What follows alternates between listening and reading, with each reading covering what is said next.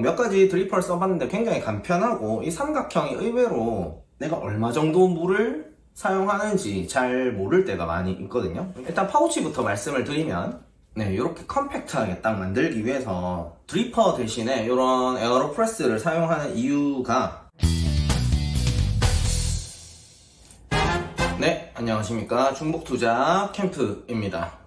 오늘은 제가 사용하는 두 가지 커피 장비를 소개하려고 카메라를 켰습니다. 제가 커피를 굉장히 좋아하는데요. 그래서 캠핑이나 백패킹을 가면 또는 여행을 갈 때도 항상 제가 내린 커피를 마시고는 합니다. 커피 만들 때도 여러가지 시행착오나 이런 것들을 겪으면서 최종적으로는 이 두 가지 장비를 구성을 하게 되었고요. 에스프레소를 내리기 위한 장비는 조금 까다롭기 때문에 저는 거의 브루잉 방식을 사용하고 있고, 평소에는 이런 드리퍼를 이용해서 필터 커피를 즐겨 마시고요. 아니면 이런 에어로프레스를 이용해서 마시기도 합니다. 그래서 아웃도어나 여행을 갔을 때 마찬가지로 두 가지 방식을 사용하는데요. 하나는 드리퍼를 이용한 필터 커피, 하나는 에어로프레스를 사용하는 장비, 이렇게 두 가지로 구성하고 있습니다. 우선 처음에 보여드릴 장비는 드리퍼를 이용한 장비인데요. 제가 예전 영상에도 여러가지 드리퍼를 많이 써보고 가장 좋은 드리퍼를 추천해드린 적이 있는데, 그 영상을 올린 이후에도 계속해서 쓰고 있는 드리퍼입니다. 일단 하나씩 꺼내면서 말씀을 드리도록 하겠습니다. 파우치는 정말 예전에 다이소에서 구입한 파우치인데 지금은 당연히 단종되어서 나오지 않고 있고요. 굉장히 가볍고, 그 다음에 이렇게 메쉬랑 이중으로 구성이 되어 있어서 사용하기에 편리합니다. 안쪽을 꺼내면 이렇게 두 가지로 슬라이드 지퍼백 안에 넣어서 구성을 하고 있고요. 그 다음에 이건 취향인데 미니 커피 그라인더를 챙겨 갈 때도 있고요. 아니면 집에 있는 커피 그라인더를 사용해서 미리 그라인딩을 하고 이런 주스 공병에 담아서 가기도 합니다. 뭔가 진짜 기분을 내고 싶다 할 때는 이런 그라인더를 챙겨 가지만 무게도 꽤 있고 사실 이 그라인더의 품질이 썩 좋지는 않기 때문에 집에서 이렇게 챙겨가는 것을 더 좋아합니다. 일단 원두통부터 말씀을 드릴게요. 원두통도 이케아에서 나오는 이런 통도 써봤고요.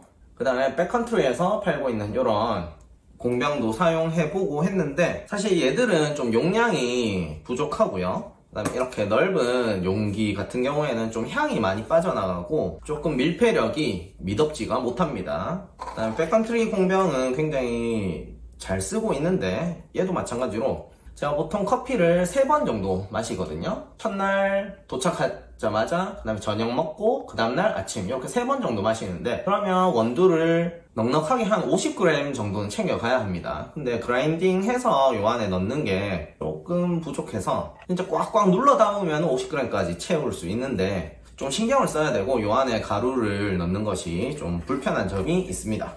이 두 가지는 잘 사용하지 않고, 보통 슈퍼에 파는 주스병들이 저는 괜찮더라고요. 일단 입구가 좀 넓고 용량이 한 150ml인가? 아마 그 정도 될 겁니다. 그래서 1박 2상, 2박 3박 정도의 여행을 가더라도 이 정도면은 충분히 커버할 수 있는 용량이라고 생각이 됩니다. 그 다음에 또 커피만 계속 먹기는 좀 지겨울 수 있으니까 이런 티백 정도 챙겨가면 좋고요. 그 다음에 두 가지의 아주 중요한 장비들이 있죠. 하나는 드리퍼고요. 이거는 뮤니크라는 브랜드에서 나오는 테트라 드립입니다. 소재는 플라스틱이고요. 정확한 소재는 잘 모르겠네요. 이렇게 조립을 하면 완성이 됩니다. 제가 몇 가지 드리퍼를 써봤는데 굉장히 간편하고 이 삼각형이 의외로 필터랑도 궁합이 잘 맞습니다. 그 다음에 여기는 마찬가지로 파리오 V60 1,4인용 필터를 몇 장 챙겨가고요. 이렇게 첫 번째 브루잉 장비를 소개해드렸는데요. 이 장비가 사실 정말 깔끔하고 가장 부피도 적고 챙겨가기에 좋은 시스템이라고 생각이 되고요. 다만 문제가 드립을 할 때 사실 물줄기라든지 커피의 양, 그 다음에 몇 그램의 물을 사용했는지, 물의 온도는 어떤지 이런 것들도 조금 필요하거든요. 조금 까다로운 부분이 있습니다. 저는 그렇게 민감하게 맛을 느끼는 편은 아니지만 그래도 뭔가 조금 신경 쓰일 때가 있습니다. 특히 물량이 내가 얼마 정도 물을 사용하는지 잘 모를 때가 많이 있거든요. 저울까지 이렇게 챙겨가기에는 힘들기 때문에 단연간의 경험으로 대충 드리퍼에 한 어느 정도 물을 부었다, 그 다음에 물에 흘러가는 이런 것들을 좀 보면서 좀 감으로 해도 뭐 크게 상관없습니다만 그런 부분이 신경 쓰이기는 합니다. 그 다음 이렇게 필터를 사용하게 되면 굉장히 뒤처리가 깔끔하고 편하거든요. 그냥 딱 필터만 뽑아서 버리고 드리퍼는 물로 슥슥 헹구기만 하면은 깔끔하게 정리가 됩니다.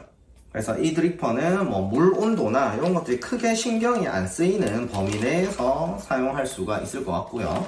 그리고 그라인더를 포함하지 않으면 굉장히 가볍고 컴팩트하게 가지고 갈 수 있는 장점이 있습니다.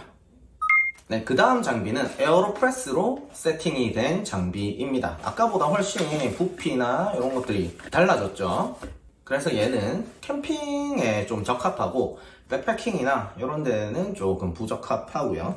간단하게 떠나는 여행에도 사실 좀 부담스러운 세팅이 되겠습니다. 일단 파우치부터 말씀을 드리면 펜코라는 문구 브랜드거든요. 문구 브랜드에서 소품용 가방으로 나온 건데 색도 마음에 들고 깜찍하게 생긴 것 같아서 구입을 했고요. 이렇게 종이봉투처럼 이렇게 되어 있습니다. 네, 일단 안쪽에는 이렇게 세팅이 되어 있고요. 네, 이케아 지퍼백에 여러가지 티백이나 이런 것들을 추가적으로 수납을 했고요. 그 다음 에어로프레스랑 머그컵이랑 이렇게 스태킹한 것이고요. 그 다음 마찬가지로 어디서 재활용한 우유통인데 이것도 커피 담을 때 굉장히 괜찮습니다. 그 다음에 타임모어 그라인더 이렇게 구성이 되어 있습니다.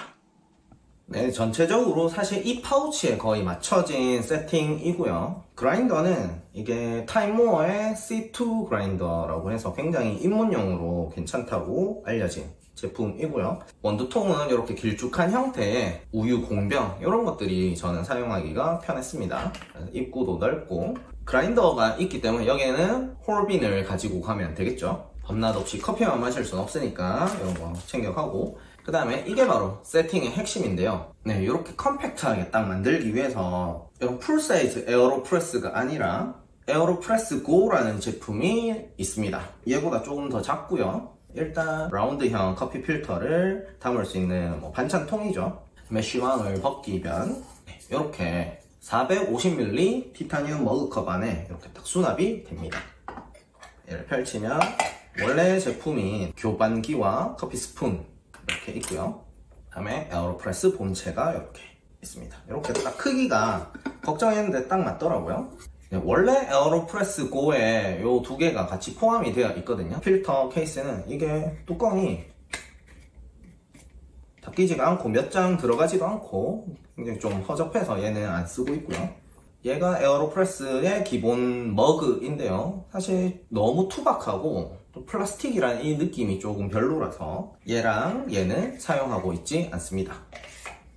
일단 제가 드리퍼 대신에 이런 에어로프레스를 사용하는 이유가, 아까 드리퍼는 물 온도, 그 다음에 물줄기, 물 무게 이런 것들이 조금 중요하거든요. 근데 에어로프레스는 커피 스푼에 적당히 넣은 만큼 넣고, 그 다음에 물 양도 여기 눈금이 다 적혀져 있습니다. 물 온도도 굉장히 스펙트럼이 넓습니다. 80도부터 끓는 물 100도까지 사실 크게 상관이 없는 도구입니다. 조금 온도나 이런 것들에 좀 둔한 제품이라서 제가 좀 선호를 하고 있고요.